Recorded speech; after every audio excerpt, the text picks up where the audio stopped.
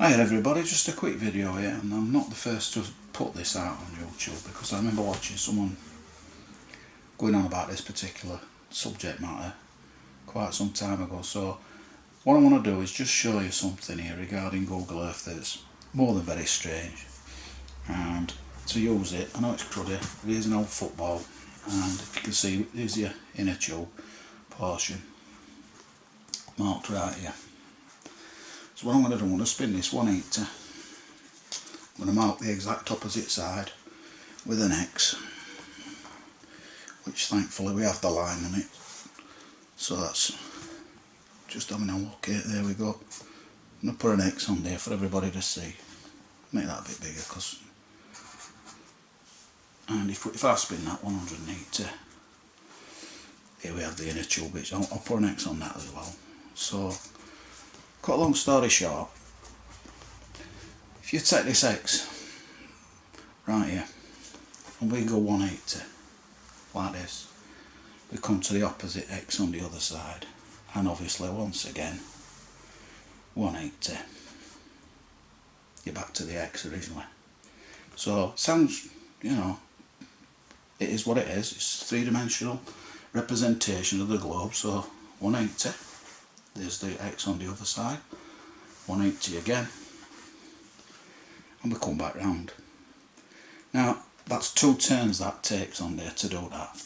Obviously you've got once and twice, 180 and 180 makes a full 360 degree turn.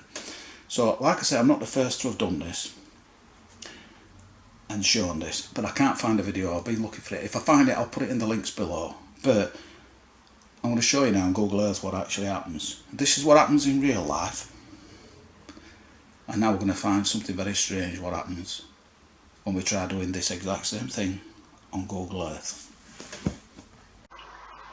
So here we are on Google Earth. You've seen me earlier with the ball physically, a three-dimensional actual physical, alright, no football, still a three-dimensional spherical physical object.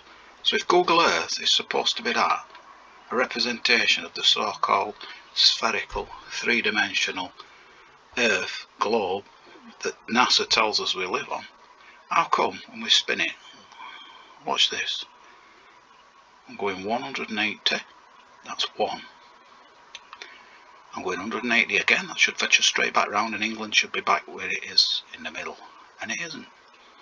So we've gone twice round now, 360. So we go again, and it takes another 3/4 nearly before England comes back. So that's once, that's one rotation, a second rotation. Now England should be slap bang here, just like I showed you on the football earlier. And then we go on a third, and we get nearly 3/4, and England's back in the middle. So what is going off here? And one of the things I think is happening, obviously, ODD TV's done a great little clip and a video, and I'm just going to play that now, and then I'll come back with some final conclusions after that. Another reason for lying about the shape of the Earth and making it into a ball is because when you turn it into a ball, you can cut off any land you want and keep it hidden. For example, we will take this map, we will cut out a piece,